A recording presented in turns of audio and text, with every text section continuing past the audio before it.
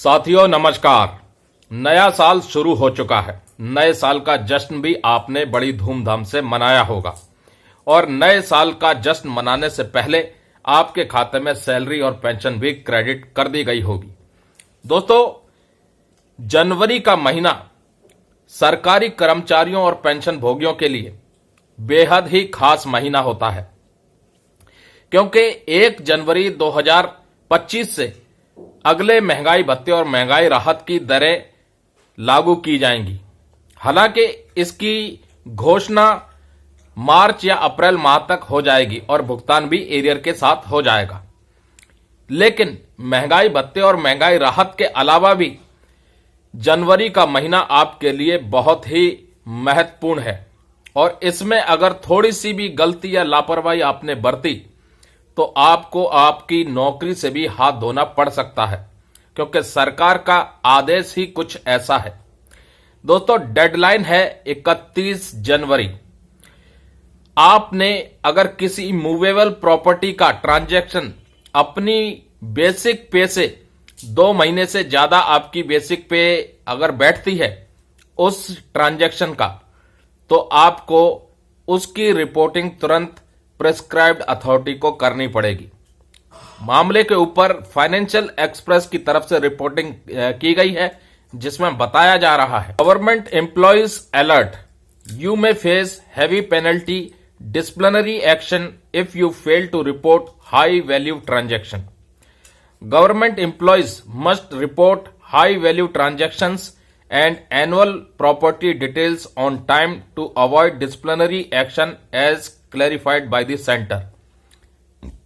केंद्र सरकार की तरफ से यह क्लैरिफाई किया गया है कि जितने भी सरकारी कर्मचारी हैं उन सबको हाई वैल्यू ट्रांजैक्शन की डिटेल और एनुअल प्रॉपर्टी डिटेल टाइम से जमा करनी है कंसर्न अथॉरिटी को, नहीं तो उनके खिलाफ जो डिसिप्लिनरी एक्शन है वो हो सकता है। और इतना ही नहीं, अब पूरी खबर को विस्तार से समझिएगा।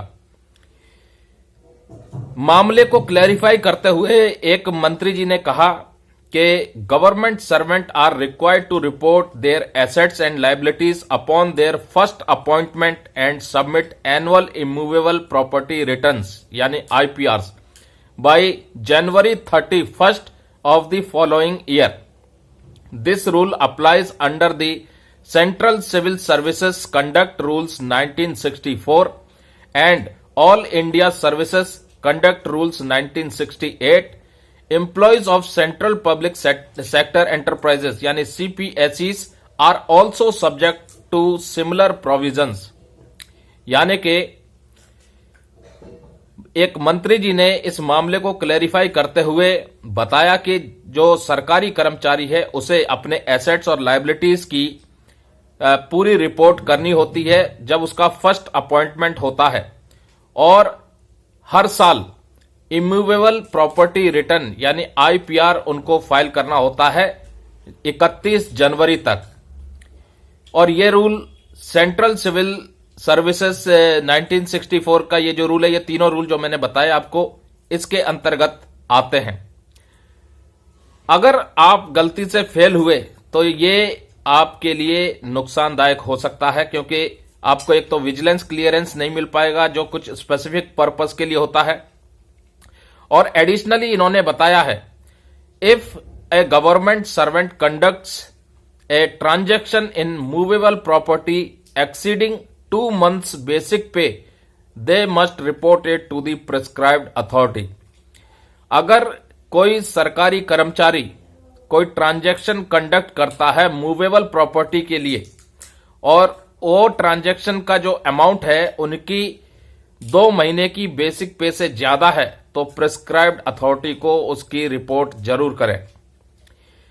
Non compliance with these rules attracts disciplinary action if a government servant is found with assets disproportionate to their known income. Disciplinary proceedings may be initiated. This can result in severe penalty including removal or dismissal from service from following a formal inquiry as per rules। भाई, अगर non compliance हुआ इन आदेशों का, इन rules का, तो disciplinary action किया जा सकता है।